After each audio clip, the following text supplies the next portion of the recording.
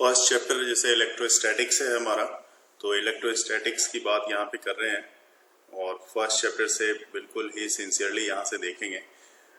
आप देख रहे हो यहाँ पे इलेक्ट्रोस्टैटिक्स का मतलब क्या होता है, सबसे पहले ये देख लेते हैं। तो electrostatics is the branch of physics that studied electric charge at rest. ठीक है, नॉर्मली जो इलेक्ट्रो होता है, यहाँ पे आप देख रहे हो ये जो टर्म्स लिखा हुआ है इलेक्ट्रो मीन्स होता है चार्ज। इलेक्ट्रो का मतलब ये होता है कि ये होता है आपका charge. That means charge at rest, study of charge at rest, जैसे यहाँ पे लिखा हुआ है studies electric charge at rest, this is called electrostatic and this is the branch of physics. तो इसको आप इलेक्ट्रोस्टैटिक्स इस तरह से समझ सकते हो। अब सवाल है इलेक्ट्रोस्टैटिक्स के बारे में और भी चीज जानना है हमें यहाँ पे। तो आप देख सकते हो यहाँ पे सबसे पहला जो वर्ड हमारे लिए इलेक्ट्रॉन जो आया था वो किसने दिया था, उसको इलेक्ट्रॉन को सबसे पहले नाम इलेक्ट्रॉन वर्ड आया कहाँ से, तो ये ग्रीक वर्ड है इनफैक्ट। जैसा कि यहाँ पे आप देख रहे हो ये लिखा हुआ है, it's a Greek name for amber. Amber जो मैग्नेट के लिए सिलेक्ट किया गया था, तो ये एम्बर होता था जिसमें अट्रैक्शन और रिपल्सन की कैपेसिटी होती थी। और विलियम गिलबर्ट ने मैग्नीशिया करके एक बुक लिखी है अपनी, जिसमें उसने सबसे पहला नाम इसने इंट्रोड्यूस किया था इलेक्ट्रिका। और ये इलेक्ट्रिका जो उसने नाम इंट्रोड्यूस किया था ये बिहेव्स लाइक एम्बर, इसकी प्रॉपर्टी कुछ एम्बर्स की तरह ही थी। तो एम्बर्स की प्रॉपर्टी थी, इसलिए उन्होंने इसका नाम दे दिया, ग्रीक नेम दे दिया इस एम्बर का इलेक्ट्रॉन। और यहाँ पे आप देख सकते हो, थोड़ा सा ध्यान देने वाली बात है, के से यूज किया गया है, ELEKTRON। तो यहाँ से ये बात बिल्कुल क्लियर है कि इलेक्ट्रॉन वर्ड आया कहाँ से, जो हमें सबसे पहले दिमाग में हमारे दौड़ता है कि इलेक्ट्रॉन वर्ड कहाँ से आया। कोई भी चीज ऐसी चीजें जो कहाँ से ओरिजिनेट हुई है वो चीज यहाँ पे, जैसे इलेक्ट्रॉन इसलिए मैं बात कर रहा हूँ क्योंकि यहाँ पे चार्ज की बात होगी और चार्ज की एफिशिएंसी और डिफिशियंसी दोनों की बात होगी, क्योंकि there are two types of charge, जैसा कि आगे हम लोग पढ़ने वाले हैं, तो उसकी बात यहाँ पे हम लोग करेंगे। ये विलियम गिलबर्ट है जिन्होंने इलेक्ट्रॉन को इंट्रोड्यूस किया था सबसे पहले, और एम्बर के बारे में भी इन्होंने सबसे पहले बताया था। इनकी अपनी बुक भी लिखी हुई है। अब बात कर लेते हैं हम लोग इलेक्ट्रिक चार्ज के बारे में। ठीक है, तो इलेक्ट्रिक चार्ज क्या होता है, और ये एक स्केलर क्वांटिटी है, ये तो आपको पता ही होगा। तो इलेक्ट्रिक चार्ज यहाँ पे मैं इसके बारे में बताऊं कि it is elementary particle of matter due to which electric force rise between various objects. बहुत सारे ऐसे ऑब्जेक्ट्स हैं जो हमारे दिमाग में तो नॉर्मली ये बात आती है कि अगर मान लो पॉजिटिव है कोई ऑब्जेक्ट और कोई निगेटिव है तो ये अट्रैक्ट कर सकता है, या दोनों पॉजिटिव हैं तो दोनों रिपेल कर सकते हैं। तो इस तरह की बातें हमारे दिमाग में आती है। लेकिन ऐसा भी हो सकता है कि कोई पॉजिटिव है और कोई न्यूट्रल बॉडी है, तो ये भी एक दूसरे पे फोर्स लगाते हैं और ये भी एक दूसरे को अट्रैक्ट करते हैं। और कोई निगेटिव है और कोई न्यूट्रल बॉडी है, तो इस पे भी फोर्स ऑफ अट्रैक्शन लगता है।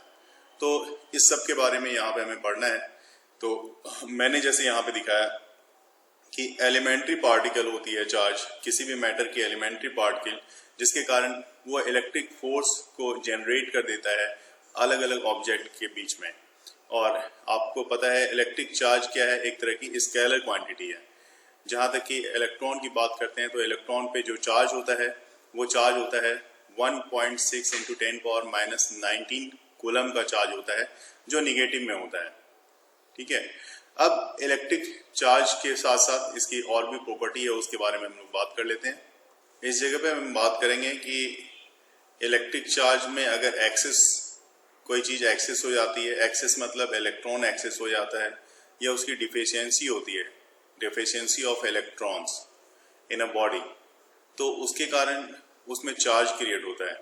क्योंकि आपको अच्छे से पता है कि इलेक्ट्रॉन्स जो है एटम्स के आउटर मोस्ट सेल में होता है, तो ऑब्वियस ही बात है कि इलेक्ट्रॉन ही अपनी जगह से बाहर निकलेगा, या इलेक्ट्रॉन एक ऑब्जेक्ट से दूसरे ऑब्जेक्ट में, दूसरे बॉडी में जा सकता है। तो इलेक्ट्रॉन की एक्सेस या डिफिशियंसी के कारण किसी भी बॉडी पे चार्ज होता है। अगर इलेक्ट्रॉन एक्सेस हो गया तो निगेटिव चार्ज होगा, और अगर इलेक्ट्रॉन की डिफिशियंसी हो गई तो पॉजिटिव चार्ज होगा। तो इस बेसिस पे देखा जाए तो there are two types of charges, one is positive and other is negative. दूसरा पॉइंट यहाँ पे देख सकते हो आप, electric charge is a physical property of matter that causes it to experience a force between force when placed in electromagnetic field. Electromagnetic field में अगर आप किसी को रखोगे, मतलब चार्ज बॉडी को रख रहे हो, अनचार्ज बॉडी की बात मैं नहीं कर रहा। अगर जैसे ये इलेक्ट्रोमैग्नेटिक या तो मतलब इलेक्ट्रिक फील्ड में रख दो या फिर मैग्नेटिक फील्ड में रख दो। अगर आप चार्ज बॉडी को इलेक्ट्रिक या मैग्नेटिक फील्ड में रखते हो तो वहां पे क्या करता है, वो एक फोर्स लगाता है उस ऑब्जेक्ट पे। जैसे ये पॉजिटिव है, इसको आपने इलेक्ट्रिक फील्ड में रख दिया तो यहाँ पे भी इस पॉजिटिव चार्ज बॉडी पे एक टाइप का फोर्स एक्सपीरियंस होगा जिसको इलेक्ट्रोस्टैटिक फोर्स हम लोग बोल सकते हैं। उसी तरह से दूसरे नेगेटिव में भी सेम कंडीशंस होगी, यहाँ पे भी एक फोर्स एक्सपीरियंस होता है। Like charges repel each other, मतलब दोनों अगर पॉजिटिव हुआ, दो चार्जेस हैं दोनों पॉजिटिव होंगे तो दोनों क्या करेगा, दोनों एक दूसरे को रिपेल करेगा, दोनों एक दूसरे के अपोजिट डायरेक्शन में लेगा, ये है ना, दोनों दूर भागेगा एक दूसरे से। मतलब जस्ट लाइक एक इधर आएगा तो दूसरा इधर जाएगा, इस तरह से होगा। और अगर अपोजिट चार्जेस हैं, मतलब एक पॉजिटिव है दूसरा नेगेटिव है, तो वैसे केस में दोनों में force of electrostatic force of attraction इसको बोलते हैं। तो ये इलेक्ट्रोस्टैटिक फोर्स ऑफ अट्रैक्शन लगेगा, दोनों एक दूसरे के पास की तरफ आएगा। तो that means like charges repel each other while unlike charges attract each other. Next वाला पॉइंट भी आप देख रहे हो यहाँ पे, द चार्जेस गेट न्यूट्रलाइज। अगर आप दोनों को एक दूसरे से कॉन्टैक्ट में ला देते हो, when two bodies are brought in contact, मतलब जब जैसे ही बाउट इन कांटेक्ट, दोनों को एक दूसरे के कांटेक्ट में लाओगे, या तो आप वायर से कनेक्ट कर दो या दोनों को आप एक दूसरे के साथ डायरेक्टली कनेक्ट कर दो, तो ये क्या हो जाएगा, ये न्यूट्रलाइज हो जाएगा, इस पे कोई पूरे सिस्टम पे कोई चार्ज नहीं रह जाएगा। और ऐसा unit of charge is coulomb, ये इसकी यूनिट होती है, ऐसा unit of charge. Point charge से ये चीज क्लियर है, यहाँ पे आप देख सकते हो। नॉर्मली पॉइंट चार्ज हम लोग ये समझ लेते हैं कि पॉइंट चार्ज जो होता है 1 कूलम ऑफ चार्ज होता है, लेकिन उसके बारे में और भी कुछ अगर जानना हो तो यहाँ पे हम देख सकते हैं कि electric charge for a body is considered as a point charge if the size is very small in comparison of to the distance between them। अगर मतलब साइज जो है काफी छोटी हो, है ना, तो अगर चार्ज आपने लिया हुआ है एक जो चार्ज हो, नॉर्मली कोई जो चार्ज हम लोग लेते हैं, अगर एक चार्ज काफी बड़ा होता है, इस तरह से मैं दिखाना चाहूंगा यहाँ पे, मान लो हमने इस तरह से एक चार्ज ले लिया, ये एक काफी बड़ा है, और इसके कंपेयर में दूसरा चार्ज काफी डिस्टेंस पे हो लेकिन इतना छोटा सा हो, तो इस तरह के चार्ज को जो इसके कंपेयर में काफी छोटा है, तो इसको हम इतने डिस्टेंस पे, लार्ज डिस्टेंस पे, तो इसको हम लोग पॉइंट चार्ज बोल सकते हैं। तो देखो मैंने यहाँ पे इस बात से, size is very small in comparison to the distance between them, दोनों के बीच की अगर डिस्टेंस देखी जाए तो दोनों के बीच की डिस्टेंस के कंपेयर में इसकी साइज जो है काफी छोटी है ना। So the charge is considered to be concentrated at one point, है ना। अगर चार्ज को कंसंट्रेट समझा जाए कि एक पॉइंट पे चार्ज कंसंट्रेटेड है इसका, तो उसको बोला जाएगा आपका पॉइंट चार्ज। ध्यान से समझेंगे इस बात को। बहुत बार इसमें हमने आगे हम लोग जो निकालेंगे कि अगर इलेक्ट्रिक पोटेंशियल निकालना होता है या इलेक्ट्रिक फील्ड निकालनी होती है हमें किसी पॉइंट चार्ज के कारण, तो इसी तरह का डायग्राम भी हमें आने वाले समय में हमें ड्रॉ करके समझना होगा। उस जगह पे इसकी काफी यूज होगी, और वहां पे आपको पॉइंट चार्ज को इसी तरह से कंपैरिजन करके समझना पड़ेगा कि एक के रिस्पेक्ट में दूसरा काफी छोटा है। इवन दोनों के बीच की डिस्टेंस के रिस्पेक्ट में जो डिस्टेंस ली गई है सेंटर टू सेंटर, तो ये काफी छोटी है, उसके रिस्पेक्ट में, डिस्टेंस के रिस्पेक्ट में ये चार्ज काफी छोटा होगा। और मजे की बात यह है कि दोनों ही जो है एक सेंट्रल फोर्स होता है, इसलिए मैं यहाँ पे बोल रहा हूँ कि सेंटर टू सेंटर, मतलब जब भी डिस्टेंस ली जाती है, डिस्टेंस दोनों ही ऑब्जेक्ट के सेंटर से सेंटर की ली जाती है, इसलिए इसको सेंट्रल फोर्स भी बोला जाता है। जिस तरह से ग्रेविटेशनल फोर्स में भी वहां पे भी एक वो सेंट्रल फोर्स माने जाते हैं, क्योंकि डिस्टेंस वहां भी जो भी मास बॉडी होती है उसकी डिस्टेंस हम लोग सेंटर से ही कंसिडर करते हैं। इसलिए बहुत बार क्वेश्चन भी आता है कि ये सेंट्रल फोर्स किसमें अप्लाई होता है, तो सेंट्रल फोर्स अभी तक तो मैंने आपको इसमें बताया, ग्रेविटेशन में बताया और इलेक्ट्रोस्टैटिक्स में, दोनों में ही सेंट्रल फोर्स एप्लीकेबल है। तो देखिए प्रॉपर्टीज ऑफ इलेक्ट्रिक चार्जेस में 3 तरह की प्रॉपर्टी आप यहाँ पे देख रहे हो।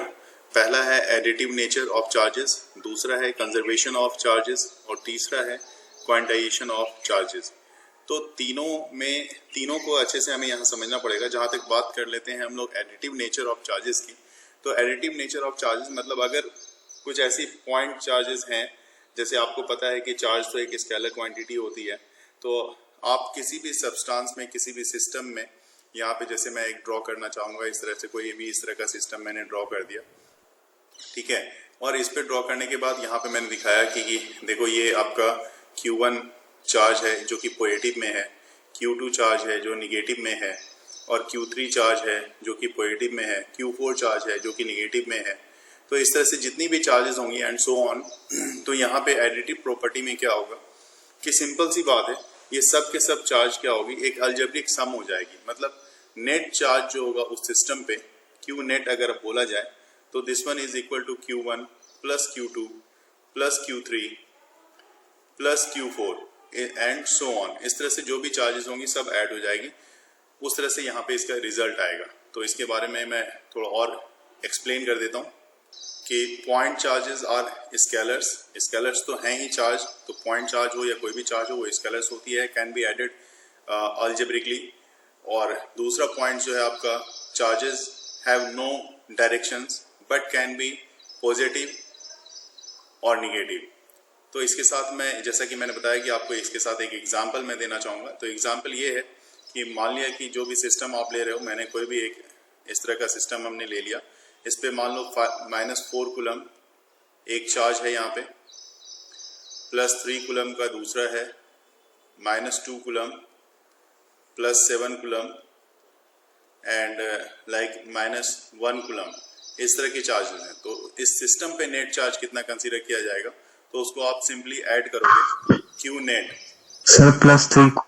जी हाँ, मतलब सारे माइनस को एक तरफ ले लो और सारे प्लस को 7 + 3 कर दो, तो 7 + 3 10 हो गया, और माइनस वाला सब एक तरफ ले लो, 4 + 2 + 1 6 + 7, मतलब ओवरऑल पूरे सिस्टम पे +3 कूलम का चार्ज माना जाएगा। इस सिस्टम पे कितना माना जाएगा, +3 कूलम का चार्ज माना जाएगा। डायग्राम से ये चीज क्लियर हो जाएगा कि देखो चार्ज का जो ट्रांसफर है, जैसे ये क्या कर रहा है, ये अपने से गेन कर रहा है 2 इलेक्ट्रॉन, तो यहाँ से 2 इलेक्ट्रॉन गेन कर रहा है, लॉस ये, और एक दूसरा लॉस कर रहा है 2 इलेक्ट्रॉन, तो नेट चार्ज क्या हो गया, 0, मतलब न्यूट्रल हो गया ये बॉडी।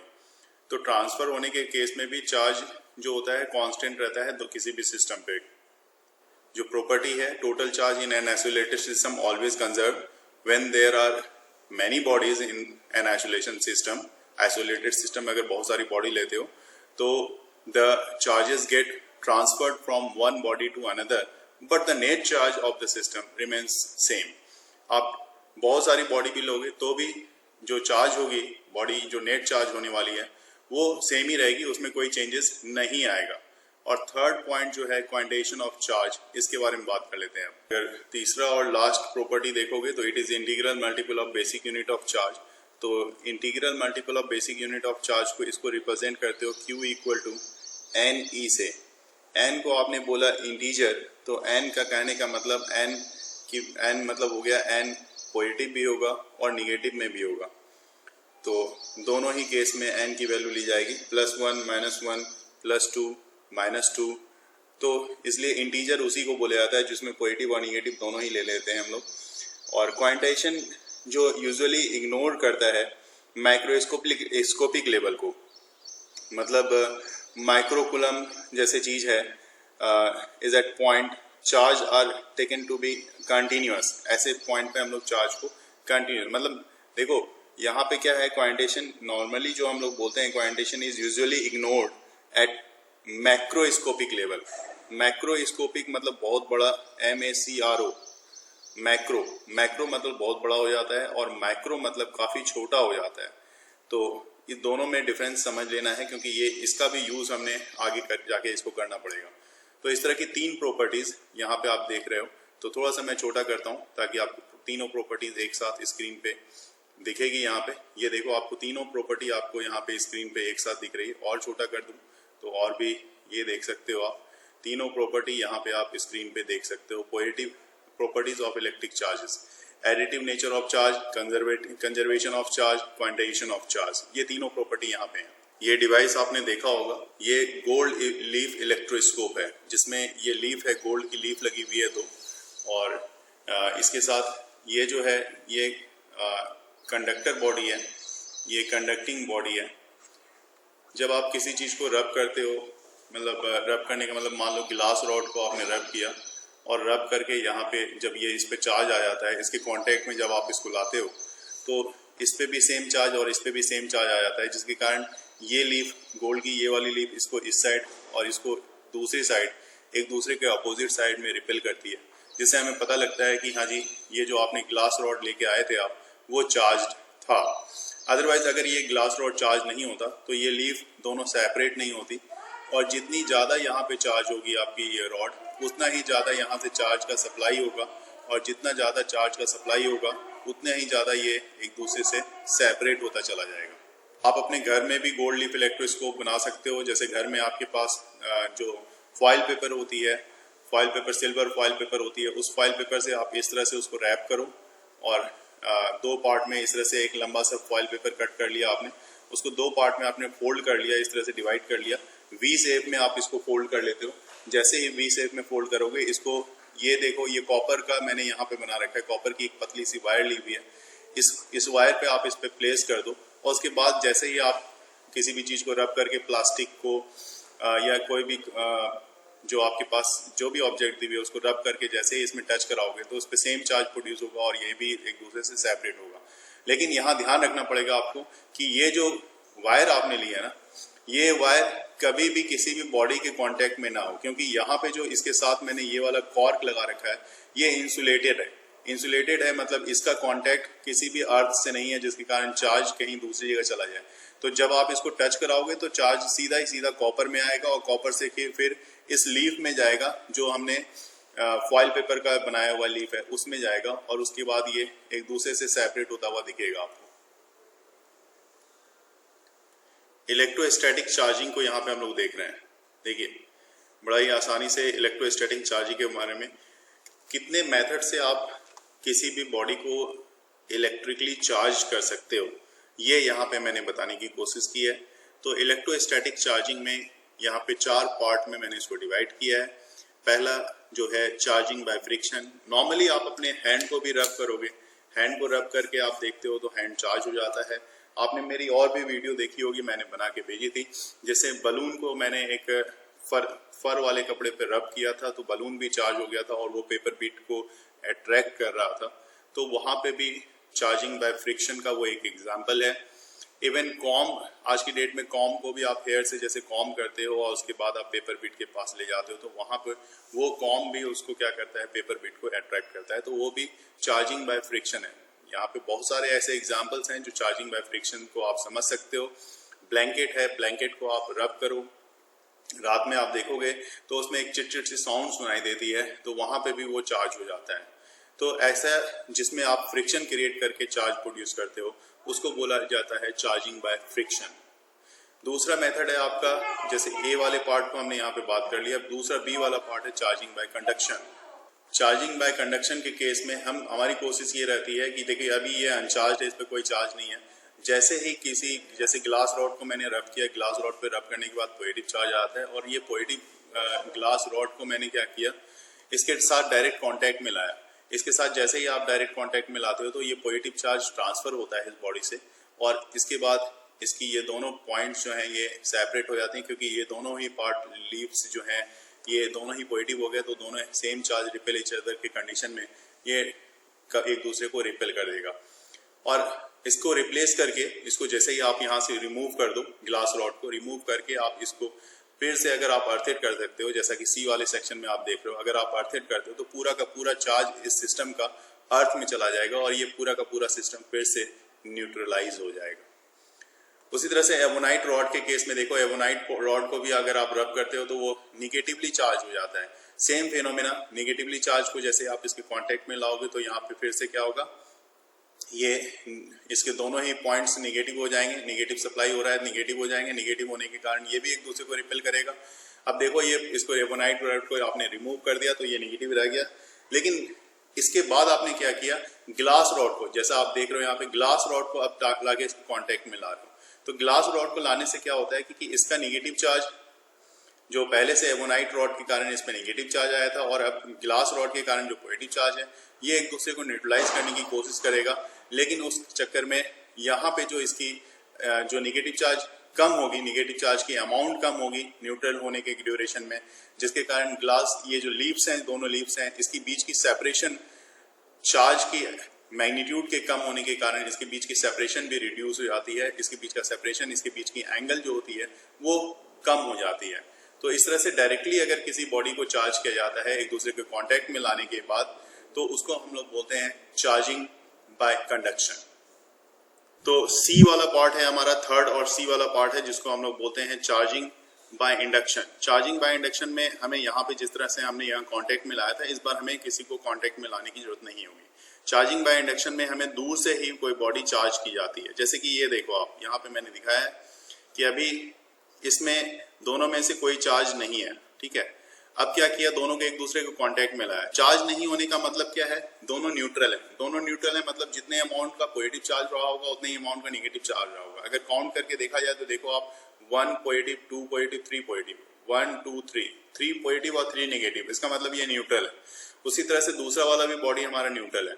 लेकिन अगर मान लो आप किसी ग्लास रॉड को रब करते हो, उस पर पॉजिटिव चार्ज आता है और इसके पास जब लाते हो तो ग्लास रॉड क्या करेगा, ये सारा निगेटिव वाला जो है यहाँ पे जो आप निगेटिव चार्ज को देख रहे हो, ये निगेटिव वाले चार्ज को ग्लास रॉड अपनी तरफ अट्रैक्ट कर लेता है और पॉजिटिव वाले को क्या करेगा, ग्लास रॉड उसको रिपेल कर देगा। तो रिपेल कर दिया जिसके कारण पॉजिटिव वाला दूसरे पार्ट पोर्शन में और निगेटिव वाला जो है ग्लास रॉड की टूवर्ड्स मूव कर जाता है। जब ये दोनों इस तरह से मूव कर गया तो अब सेकेंड स्टेप में, नेक्स्ट स्टेप में आप क्या करो, इसको सेपरेट कर दिया आपने, देखो दोनों को सेपरेट कर दिया। सेपरेट करने पे अभी भी आप देखो क्या हो रहा है, इंडक्शन के कारण जो निगेटिव चार्ज है और पॉजिटिव चार्ज एक दूसरे की तरफ आए हुए हैं, और जब इस दोनों की सेपरेशन को थोड़ा और ज्यादा आप दूर कर दोगे, अब सेपरेशन इसकी और बढ़ा देते हो, डिस्टेंस ज्यादा बढ़ा देते हो, तो फिर अब इसका इन्फ्लुएंस, इसके पॉजिटिव चार्ज का इन्फ्लुएंस इस पे नहीं रहेगा और न ही दूसरे का निगेटिव चार्ज का इन्फ्लुएंस पॉजिटिव चार्ज पे रहेगा। तो ये निगेटिव और पॉजिटिव का जब इन्फ्लुएंस नहीं रहेगा तो ये चार्ज क्या रहेगा, अब दोनों चार्ज इंडिपेंडेंट हो गए तो ये चार्ज सिस्टम पे यूनिफॉर्मली जो है डिस्ट्रीब्यूट हो जाएंगे और इस तरह से यूनिफॉर्मली डिस्ट्रीब्यूट होकर ये इस तरह से दिखाएगा। फिर तो आप यहाँ पे समझ सकते हो इस तरह से ये आपने क्या किया, बिना कांटेक्ट में लाए। देखो यहाँ पे रॉड जो आपने यूज किया है, इस रॉड को आप देख सकते हो, समझ सकते हो, इस रॉड को आपने कांटेक्ट में नहीं लाया, आप दूर से ही इसको रखा हुआ है। तो बिना कांटेक्ट में लाए जब आप किसी बॉडी पे चार्ज प्रोड्यूस कर देते हो तो इस मेथड को हम लोग बोलते हैं charging by method of induction.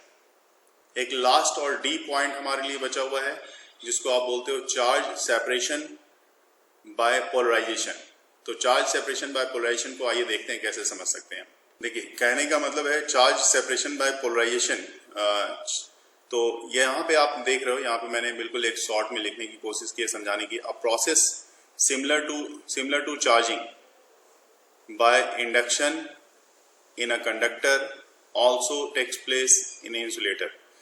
मतलब दोनों में ही, कंडक्टर में भी एज वेल एज इंसुलेटर में भी, दोनों में ही चार्ज प्रोड्यूस करने का जो प्रोसेस होता है, किस तरह का प्रोसेस, जिस तरह से आपने किया था इसमें इंडक्टर में, इसमें प्रोसेस में इंडक्शन मेथड से किया था, उसी तरह की प्रोसेस को हम लोग यहाँ पे बोला जाता है चार्ज सेपरेशन बाय पोलराइजेशन। ठीक है, और इसको समझने के लिए आप यहाँ पे समझ सकते हो कि भाई ये जो है पोलराइजेशन कब होता है। इलेक्ट्रिक फील्ड में जब आप किसी चीज को रखोगे, कुछ ऐसे क्लाउड्स को बना के रखोगे इलेक्ट्रिक फील्ड में, तो वहां पे पोलराइजेशन होने के चांसेस होते हैं। ठीक है, तो यहाँ पे आप देखो, यहाँ पे जैसे आपने चार्ज ऑब्जेक्ट पॉजिटिव चार्ज को लेके आए यहाँ पे, तो जैसे ही पॉजिटिव चार्ज को लेके आओ, और ये इंसुलेटर है, इंसुलेटर में क्या हो रहा है, इंसुलेटर में देखो यहाँ पे अभी ये न्यूट्रल रहा होगा, लेकिन अब इंसुलेटर में इंसुलेटर का सारा निगेटिव इसकी इस तरफ आ गया, पॉजिटिव की तरफ आ गया, और दूसरी तरफ क्या आ गया, पॉजिटिव आ गया। एक तरफ पूरा निगेटिव और एक तरफ पॉजिटिव, निगेटिव वाला सब पॉजिटिव की तरफ आ चुका है और इस तरह से। इसलिए यहाँ पे क्या हुआ, यहाँ पे आप कहते हो कि ये किस तरह का चार्ज है, ये एक इंड्यूस्ड चार्ज है, ठीक है ना। इसको इस तरह से हम लोग समझेंगे कि ये एक इंड्यूस्ड चार्ज है। तो इस मेथड को, जो इस तरह से आप चार्ज का सेपरेशन कर रहे हो, पोलराइज्ड कर रहे हो चार्ज को, तो उस तरह को हम लोग क्या बोलते हैं, charge separation by polarization. Polarization कब अगर होता है, तो मैं यहाँ पे एक बता दूं आपको, पोलराइजेशन तब होगा जब आप इंडक्शन मेथड को अप्लाई करोगे, चाहे वो इंसुलेटर या कंडक्टर दोनों के लिए ही हो, तो उस केस में ही यहाँ पे ये पोलराइज्ड होता है। आगे फर्दर कुछ हायर कॉन्सेप्ट के लिए इसको इस तरह से समझा जा सकता है। जैसे ये एटम है, और एटम में क्या है कि इलेक्ट्रॉन्स हैं इसमें, ठीक है, इस तरह से इलेक्ट्रॉन्स हैं, और यहाँ पे जो है आपके पास पॉजिटिव चार्ज दी हुई है।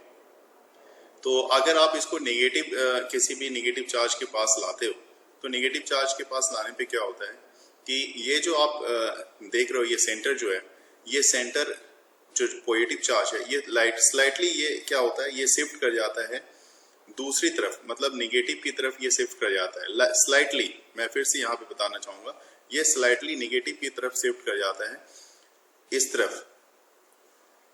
तो इसका मतलब सेंटर स्लाइटली शिफ्ट होना, क्योंकि क्यों शिफ्ट हो रहा है उसके पीछे यही लॉजिक है, क्योंकि यहाँ पे आपने हाईली अमाउंट का पॉजिटिव चार्ज को इसके पास में लेके आ गए हो। तो बहुत ही क्लियर और सिंपल सा कॉन्सेप्ट जो आपको पोलराइजेशन का मैं दे रहा हूँ, इससे आसान कुछ नहीं हो सकता। बाकी निगेटिव चार्ज जो है, जो निगेटिव और निगेटिव रिपेल करते हैं, तो ज्यादातर निगेटिव चार्ज जो है आपका इस साइड आ रहा है, ये निगेटिव चार्ज इस साइड आ रहा है, बाकी इस तरफ निगेटिव चार्ज की थोड़ी कमी होती है, और थोड़ा सा इसका सेंटर जो है अपने एक्चुअल पोजीशन से शिफ्ट कर जाता है। तो ये भी आपके पोलराइजेशन ऑफ चार्जिंग में का एक एग्जांपल है।